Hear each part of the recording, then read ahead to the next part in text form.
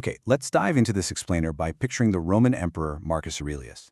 But, don't picture him lounging in some grand, comfortable palace. I want you to picture him writing his famous journal, The Meditations, sitting in a cold, damp command tent on the freezing frontier during the absolute worst years of his reign. He's literally surrounded by war, betrayal, and a devastating plague that would go on to kill millions. We so often think of philosophy as this thing developed in quiet, cozy libraries, right? But the profound insights we're exploring today, they were forged in the absolute darkest, most difficult crucibles of human experience. This wasn't some theoretical exercise from Marcus. It was a strict survival mechanism. And the foundational insights he recorded during those brutal years actually provide a literal blueprint for how you and I can navigate our own periods of profound struggle. Now, what's really interesting about this is the core realization that came out of that extreme environment. It completely flips our normal way of thinking totally upside down. The realization is this: the practice is not for favorable conditions. It is for the conditions that arrive. I mean, think about it. How often do we wait for the quote-unquote perfect moment to start a good habit? Or how easily do we just drop our routines? Our meditation, our reading, our quiet time, the exact second life gets chaotic. We do it all the time. But the core Stoic realization here is that our foundational practices aren't built for peace. They aren't designed for when things are going great and the sun is shining. They are engineered explicitly for the harsh realities that actually happen. The storm isn't the exception to the rule. The storm is the actual reason the practice exists in the first place. And this brilliantly illustrates the modern struggle. We almost always view pressure, stress, and crisis as an interruption to our lives, right? Like an interruption to our inner practice. We tell ourselves, oh, I'll get back to my routine when things calm down. But here's the thing. If you look at convergent traditions throughout history, we're talking the Stoics, the Christian desert fathers meditating out in barren wastelands, Sufi mystics navigating societal collapse, they all taught the exact opposite. They taught that pressure is the actual context for the practice. It's the proving ground. If your inner foundation only holds up when everything is perfectly favorable, well, it isn't much of a foundation at all, is it? The true practice begins precisely at the moment those favorable conditions vanish. So let's move into part 1 of this concept, practice through pressure, or the structural test. Let's see how this builds. Because walking our practices through difficult seasons actually deepens rather than weakens them. When we maintain our foundational practices straight through a really difficult season, something pretty fascinating happens. Our foundation doesn't just crumble under the weight. Instead, it undergoes a structural test. It produces what is known as structural capacity. So the crucial point here is that the seer, the person who clearly perceives reality and stubbornly maintains their practice through intense pressure, produces a profound, load-bearing strength that easier, peaceful seasons simply could not have produced. I really want you to let that sink in for a second. The strength you have today wasn't built on your best days sitting on the beach. It was built during the days you literally didn't think you could keep going, but you did anyway. Enduring that crucible creates a resilience in your mind that peace and comfort are entirely powerless to create. Which brings us to part 2, the traditions, protections, guarding the foundation.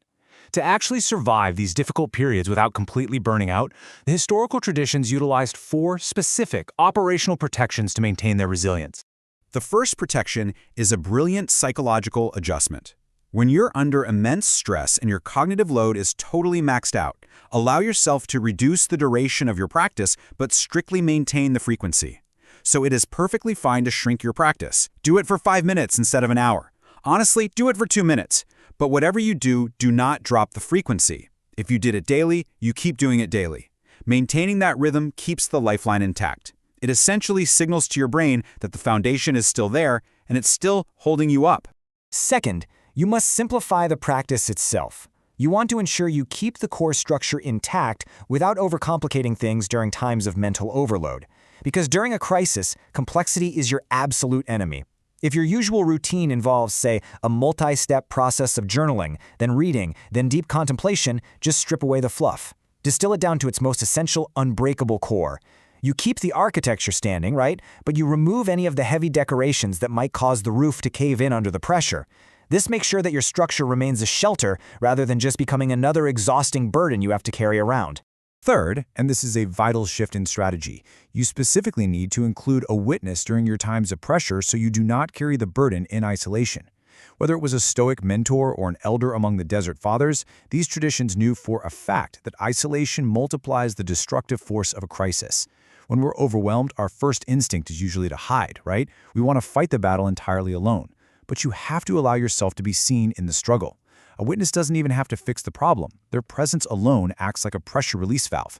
It ensures you don't have to carry the entire weight of the world in the dark. Finally, the fourth protection. You must actively hold on to the deep, grounding awareness that the intense pressure you are experiencing will eventually pass. In the middle of the absolute worst years of his reign, Marcus Aurelius had to constantly remind himself of the impermanence of all things. When you're in the crucible, the pain kind of tricks your brain into believing that this current state of emergency is permanent. It feels like it's going to last forever. But the traditions remind us to hold on to the fact that all seasons, even the most brutal winters, eventually run out of time. By holding on to that awareness, you create a horizon line for your mind to look toward, and that gives you the endurance to survive the present moment. So, I really want you to consider the question here. Are you currently in a difficult season, or maybe anticipating one? Take a breath and genuinely think about that for a second. Because if you are navigating a hard season, or you can see burnout looming on the horizon, you are exactly the kind of person this wisdom is for. These words weren't saved for thousands of years just to be studied in some dusty classroom. They were preserved to serve as a survival guide for us, right now, in whatever challenge we're facing today. Adopting these protections to forge structural capacity. It isn't just an ancient historical footnote. This is our human blueprint.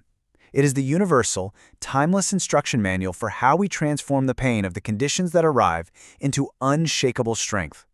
So the next time those favorable conditions completely disappear, will you view it as an interruption to your life, or will you see it as the exact moment your true practice is meant to begin?